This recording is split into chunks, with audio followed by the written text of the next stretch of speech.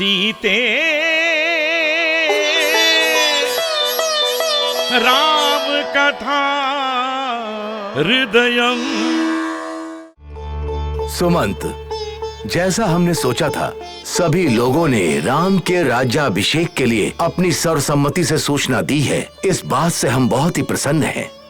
वो सब लोग प्रसन्न रहें, ये देखना अब हम सब का कर्तव्य है, क्योंकि भविष्य में भी रामचंद्र को उनकी इस सहमति की आवश्यकता पड़ सकती है। कोई भी विरोधी स्वर गले में ही दब कर रह जाएगा। महाप्रभु, आपकी छोटी रानी के सिवा पूरे कौशल देश में एक भी विरोधी स्वर नहीं है। हमारी प्रजा राम से बहुत अधिक प्रेम करती है।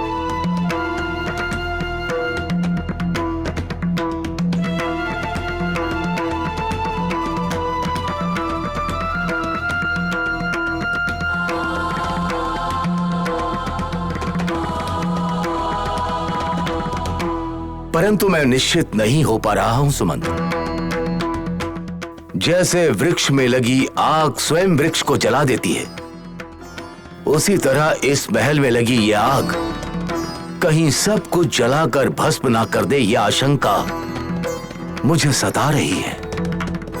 क्योंकि मेरी छोटी रानी कैकेयी ने अपने पुत्र भरत के ही राज्याभिषेक की हट पकड़ के रखी हुई है। कोई और होता तो हमें चिंता करने की आवश्यकता नहीं होती। अर्थात आपका आशय ये है कि वो हार मानकर चुप नहीं बैठेंगे।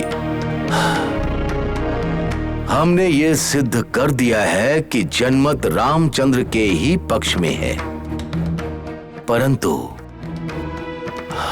अब मैं उन्हें विस्तार से समझाऊंगा कि सभी ने किस प्रकार रामचंद्र की प्रशंसा की है। मान गई तो ठीक है, यदि वो नहीं मानी तो। प्रभु, हम यही आशा रखते हैं कि वो समझ जाएंगी प्रभु।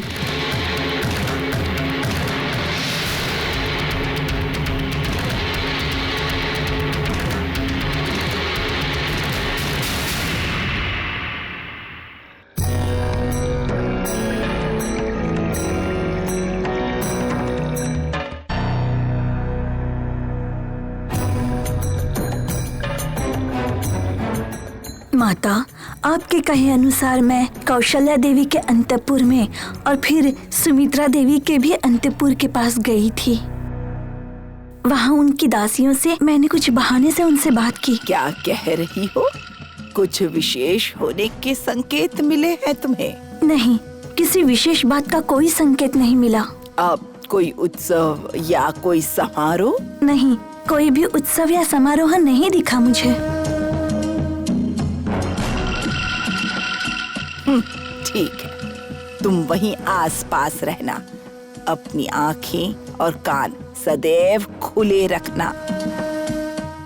वहाँ कुछ भी विशेष होने का संकेत मिले तो तुरंत आकर मुझे सूचना दे देना। जैसी आपकी आज्ञा माता।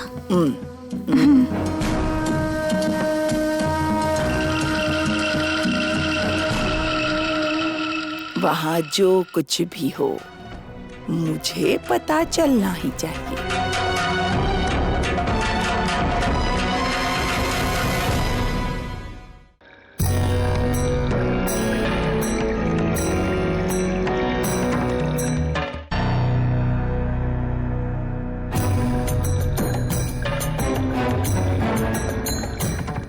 बस, आप कह रही हैं तो रहने देती हूँ, परंतु और श्रृंगार कर सकती हूँ महारानी। बस बस, इतना श्रृंगार अब बहुत है। इतनी देर हो गई, महाराज क्यों नहीं आए अब तक? द्वार की ओर देख देख कर हमारा धीरज अब टूटता जा रहा है। थोड़ी देर और प्रतीक्षा करूंगी। यदि महाराज अब भी नहीं आए तो ये सारे श्रृंगार हम उतार फेंकेंगे। अब तुम सब जाओ यहाँ से।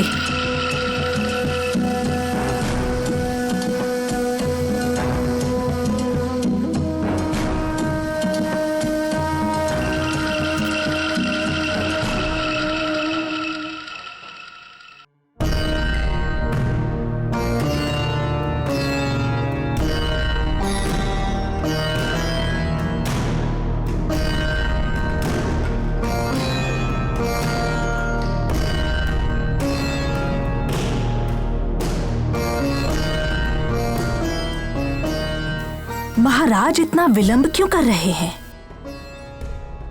वो आज आएंगे या नहीं आएंगे? और अगर नहीं आए तो उसका क्या कारण हो सकता है? या फिर जैसा मंथरा को संदेह है, कहीं गुप्त रूप से रामचंद्र के राज्याभिषेक की तैयारी तो नहीं चल रही?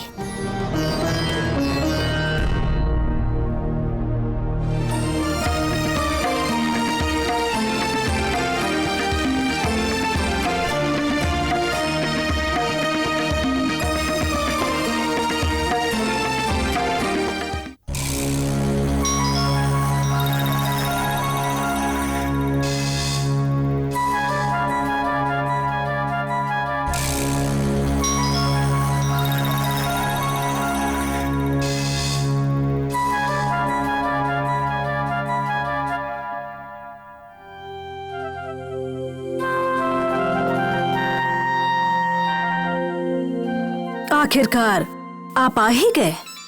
अब जाकर आपको हमारी याद आई है महाराज। आपकी प्रतीक्षा करते करते आप रहने दीजिए। हमें लगा कि आप तो आज आएंगे ही नहीं यहाँ पर, परंतु आप आ गए।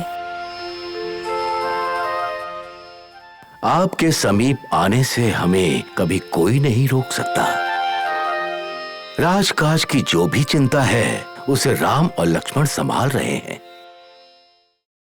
देवी,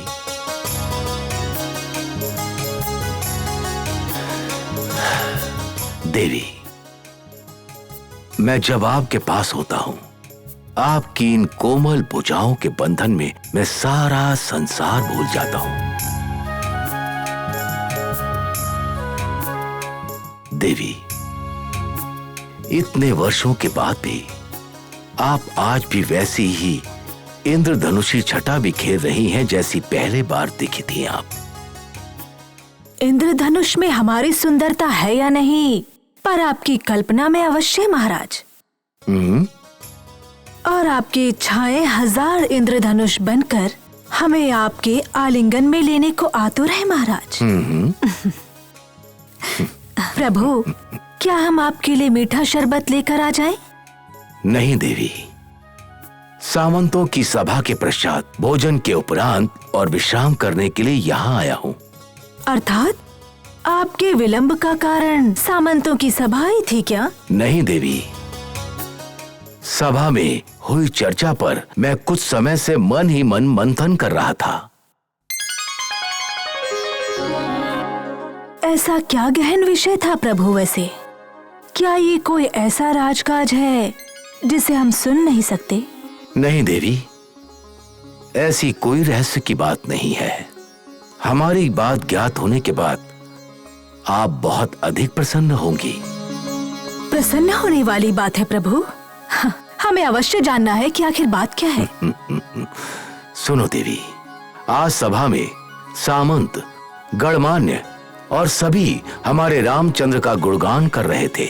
सभी एक मत होकर ये इच्छा जता रहे थे कि शीघ्र ही हमारे राम को युवराज बना दिया जाए।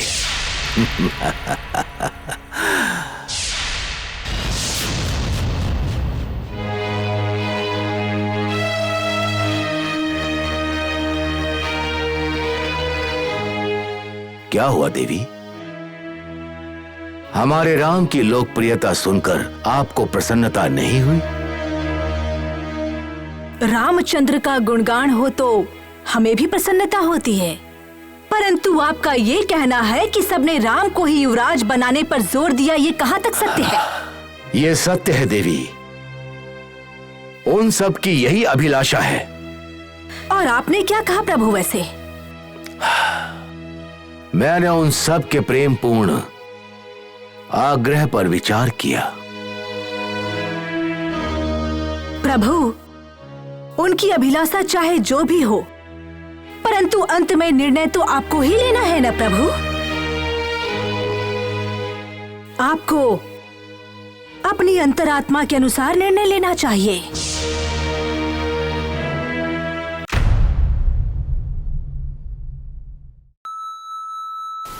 अपने दोस्तों के साथ जरूर शेयर करें। ये कहानी तो हर एक की है। सीते राम कथा हृदयं